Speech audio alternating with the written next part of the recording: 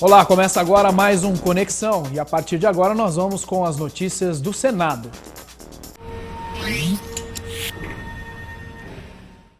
A Comissão de Meio Ambiente do Senado aprovou na última terça-feira o projeto que proíbe o uso de critérios diferentes na marcação de consultas, exames e procedimentos médicos entre pacientes que efetuam o pagamento com recursos próprios e aqueles cobertos por planos de saúde.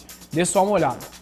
Aprovado faz duas modificações na lei que regulamenta os planos e seguros privados de saúde. A prioridade na marcação de consultas e procedimentos, já prevista para os maiores de 65 anos, é estendida para quem tem mais de 60 anos. A outra alteração proíbe o uso de agenda diferenciada para os pacientes que pagam com recursos próprios suas consultas e procedimentos médicos. De acordo com o relator da matéria, esses pacientes costumam encontrar facilidades que os que são custeados por planos de saúde não encontram.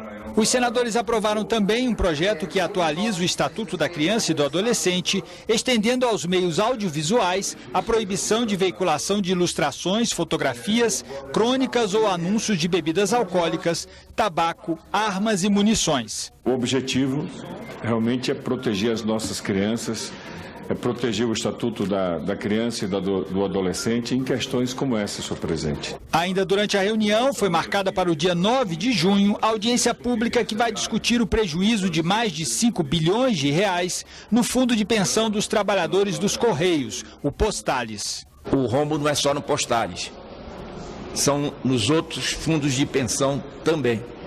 Mas eu fui procurado no gabinete de apoio em Belém por dois funcionários da empresa de Correios e Telégrafo lá do meu estado, que me mostraram algo que me deixou perplexo.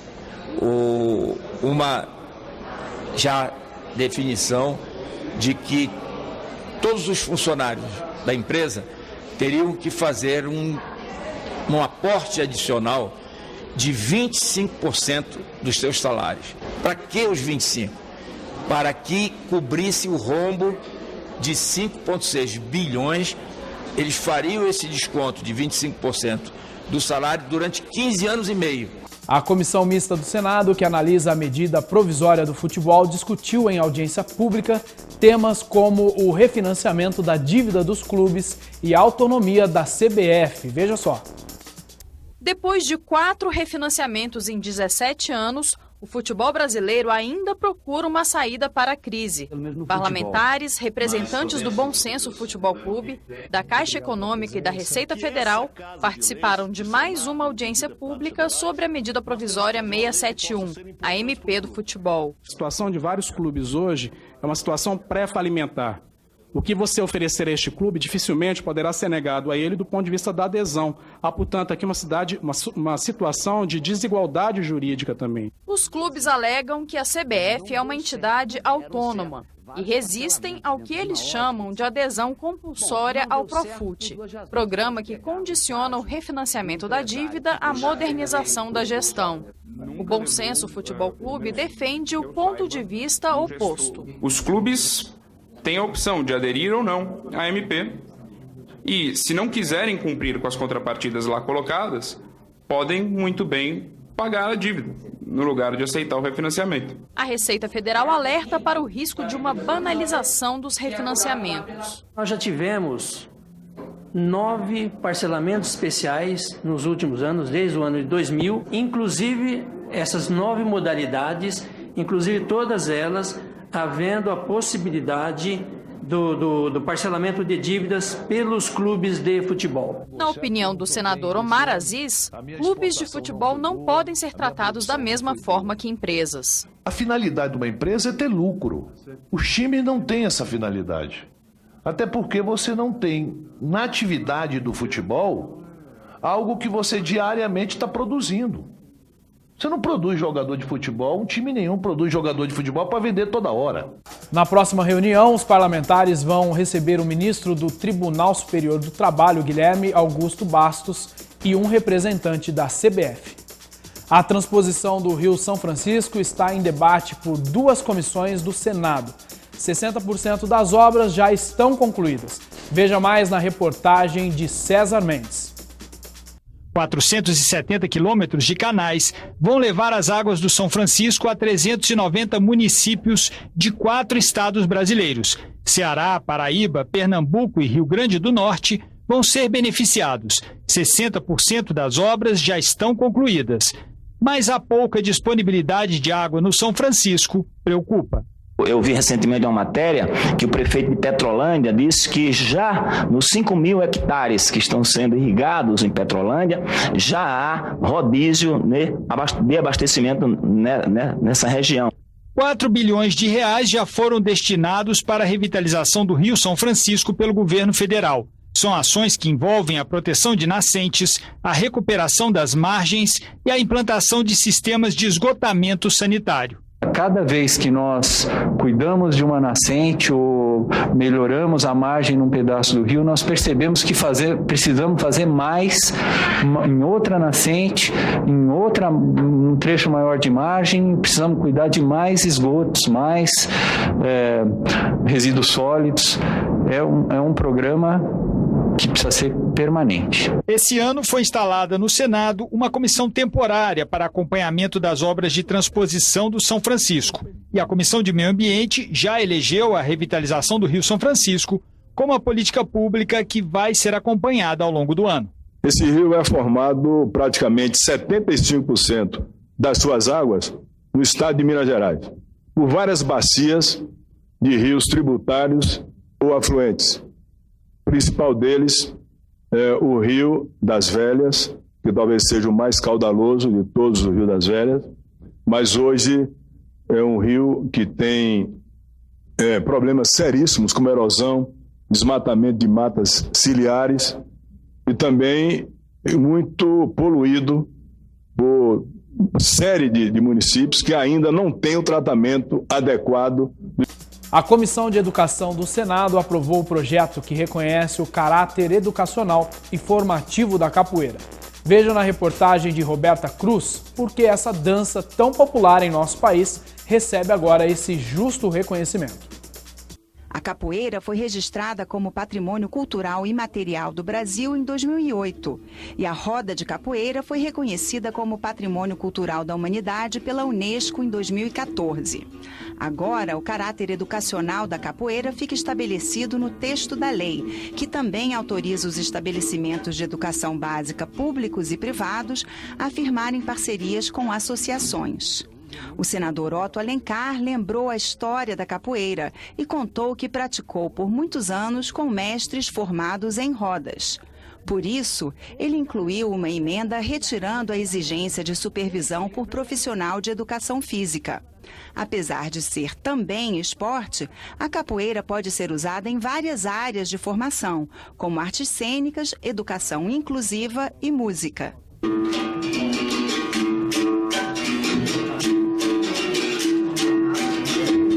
É a alma negra do senador Otto Alencar. Profissional.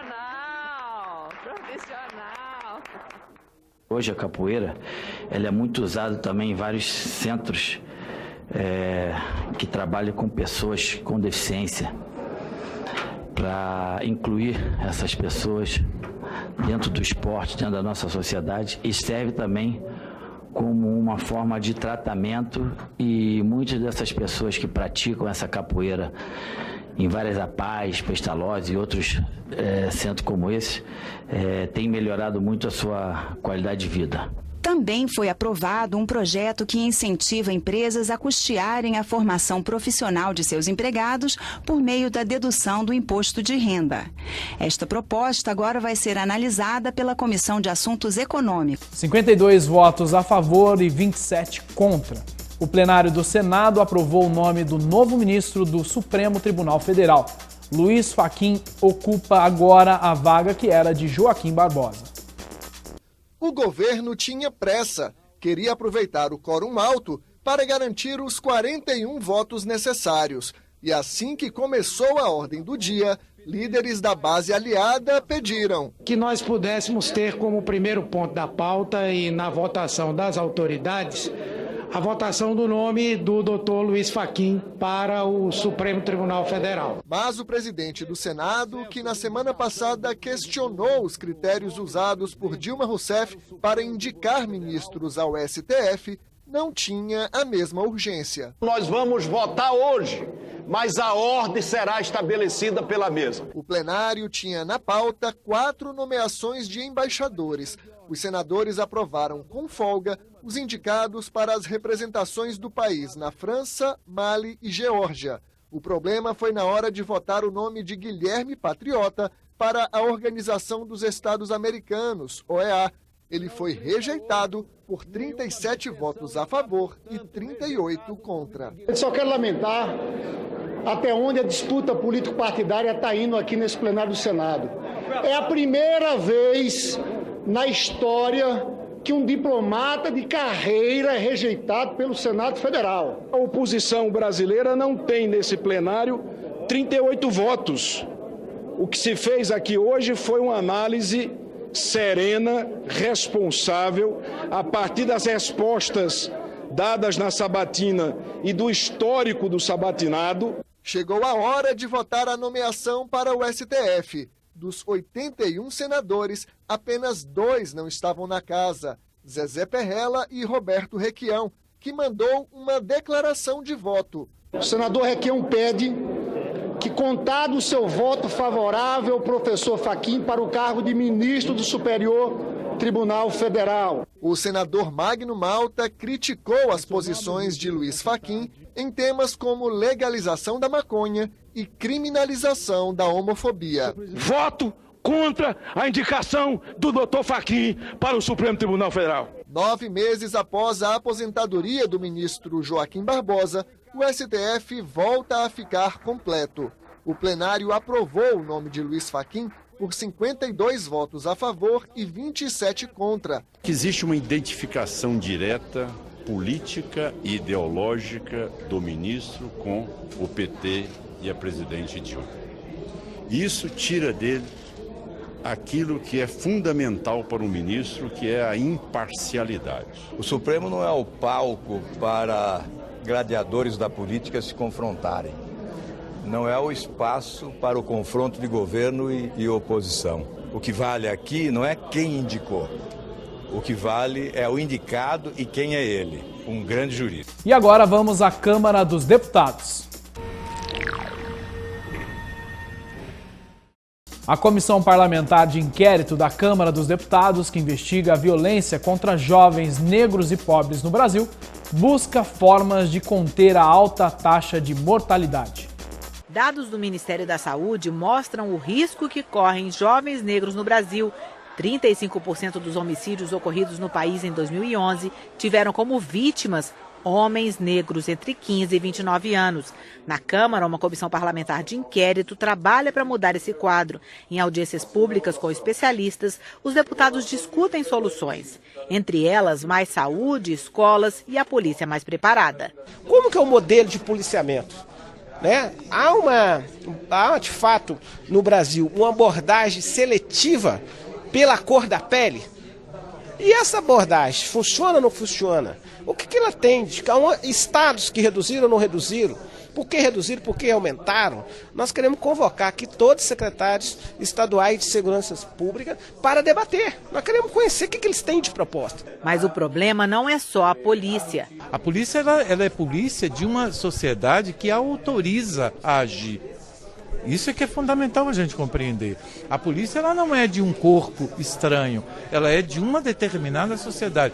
Quais são os valores que presidem essa sociedade? Como essa sociedade pensa o humano? Se isso não está em discussão, se é só a polícia, eu estou fugindo de discutir as causas mais profundas dos assassinatos. Além de viajar para ver de perto municípios mais atingidos pela violência, a CPI ouve especialistas. Para a relatora, existe no país um genocídio consentido dos jovens negros e pobres. Nós já temos bastante dados que nos levam a crer que existe realmente uma matança sem freio de jovens, tanto negros como pobres, em virtude da história, em virtude das dificuldades, em virtude do mercado de trabalho, e o que é pior, a questão de racismo que existe hoje, um racismo enrustido, escondido na nossa sociedade, que infelizmente já sentencia quem é negro quando nasce negro, e o que é pior, quando é de comunidade pobre. A Comissão de Aviação e Transporte da Câmara Federal aprovou o projeto que aumenta as penas para quem dirige embriagado ou sob efeito de drogas. A proposta, que é de iniciativa popular, acaba com sanções administrativas como multas e criminaliza os motoristas que, ao beber e dirigir, assumem comportamento de risco. O projeto foi baseado em proposta encaminhada pelo movimento Não Foi Acidente, que teve mais de 1 milhão de assinaturas de apoio. O movimento defende que motoristas que dirigem sob o efeito de álcool e drogas assumem o risco de causar danos e até matar a si mesmo e a outras pessoas. E acidentes causados nessas circunstâncias não podem ser tratados como algo eventual ou sem intenção. Por isso, o projeto acaba com infrações administrativas, como a multa e a suspensão do direito de dirigir, e inclui penas criminais. Pelo projeto, a pena mínima de detenção para quem dirigir embriagado muda dos atuais 6 meses para 1 ano. A pena máxima foi mantida em 3 anos. A lesão corporal culposa, sem intenção, tem pena aumentada de 1/3 à metade quando o motorista dirigir embriagado ou sob efeito de drogas. A pena para o homicídio culposo passa a ser de reclusão em regime fechado de 5 a 8 anos. Hoje, o Código de Trânsito estabelece pena de detenção de 2 a 4 anos para esses casos. A proposta também proíbe que crimes envolvendo motoristas embriagados sejam analisados por juizados especiais. O relator, deputado Hugo Leal, fez mudanças no texto para incluir a prisão preventiva de quem causar acidentes sob o efeito de álcool. O que nós fizemos nessa modificação foi oferecer aos operadores de direito, ao magistrado, ao delegado, à autoridade judiciária, ao Ministério Público, propostas alternativas de aplicação de uma pena que possa dar condições até mesmo de manter aquele indivíduo em cárcere até que seja feita a comprovação, feita a perícia.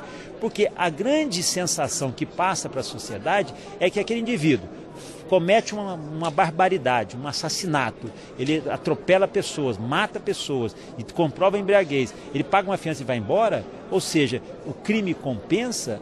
Representante da ONG Rodas da Paz, que milita pela segurança dos ciclistas no trânsito, Jonas Bertucci concorda com a proposta. Hoje em dia a sociedade está cada vez mais consciente de que associar o álcool com a direção é algo muito perigoso, né?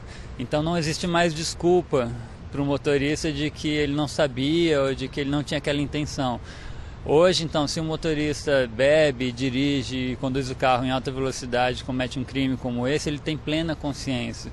Por isso esse projeto é importante e deve ir para frente. A gente deve tornar cada vez mais severa a punição de ações que colocam em risco, de forma consciente, colocam em risco o conjunto da sociedade. Durante a discussão, o relator rejeitou outro projeto que tramita em conjunto e que flexibiliza o conceito de alcoolemia zero, que queria garantir uma tolerância de até 0,5 grama de álcool por litro de sangue. O autor dessa proposta, deputado Pompeu de Matos, defendeu o que considera uma dosimetria na pena. Porque uma coisa é o cidadão ter tomado um copo de cerveja, outra coisa é ter tomado uma dúzia de cerveja. E, no entanto, hoje, como está a lei, a compreensão é a mesma. Na verdade, ele não pega o bêbado, não pega aquele que está alcoolizado, mas pega o cidadão de bem, que daqui a pouco com sua família, porque tomou um mínimo domínio que não tem efeito absolutamente nenhum sobre o seu comportamento e vai pagar por isso. Para o relator, a alcoolemia zero é um conceito valioso que está sendo assimilado pela sociedade brasileira desde a adoção da Lei Seca há 8 anos e que terá um reflexo positivo nas próximas gerações. Uma criança que tinha 12 anos, hoje tem 20, tinha 12 anos naquela época, hoje tem 20, o conceito dela nesse momento já é diferente. Ele sabe que o álcool em direção, além de não ser permitido, além de ser proibido, é uma mistura que provoca resultados fatais. Excelente proposta. Muitas pessoas, todos os dias, ainda são vítimas da irresponsabilidade de outros no trânsito. O Centro de Estudo e Debate Estratégicos da Câmara dos Deputados concluiu mais um trabalho que tem relação com o momento de crise hídrica em que vivemos. Foi lançado o instrumento de gestão das águas. Acompanhe. Com o intuito de assegurar a atual e as futuras gerações a necessária disponibilidade de água em padrões de qualidade adequados aos seus múltiplos usos, o estudo foi iniciado há 2 anos. Durante o trabalho, promoveu palestras e debates com especialistas de instituições governamentais e privadas, da academia e da sociedade civil. É uma contribuição muito grande que a Câmara dos Deputados da Sociedade do Brasil, se antecipando, diga-se de passagem, ao tema da crise hídrica no país. Antigamente as pessoas só achavam que o problema de água no Brasil só era na região Nordeste. Com o advento da crise hídrica em São Paulo e na região Sudeste do país, se viu que isso é um problema nacional. E a Câmara se antecipou isso e hoje está entregando um estudo que vai ajudar muito o nosso Brasil a superar essa crise hídrica em todo o nosso território nacional. A importância da Lei das Águas foi destacada pelo coordenador da publicação, Maurício Borato. A Lei de Gestão das Águas ela foi implantada em 1997 e ela constituiu uma verdadeira mudança de paradigma da gestão das águas no país. Então a água foi considerada um recurso natural limitado e dotado de valor econômico. A gestão dela foi levada para as bacias hidrográficas e passou a ser gerida então pela sociedade civil, pelos usuários e pelo poder público. Então foi uma verdadeira revolução na gestão das águas do país. Já para o relator do estudo, o deputado Félix Mendonça Júnior, o desperdício é um ponto importante a ser repensado. A natureza tem limite. A natureza não é inesgotável. E a água também não. A gente polui, a gente acaba com as nascentes, nós não retratamos a água que jogamos de volta. Então a população, nós temos um desperdício da água potável no Brasil de 40%. 40%. A média dos países em desenvolvimento chega a 20%. No Japão, o desperdício é de 3%. Então, nós temos que repensar as águas do Brasil. Nós temos que repensar esse produto que é mais valioso do que um petróleo. E é encerrada aqui mais uma edição do Conexão. Continue com a nossa programação.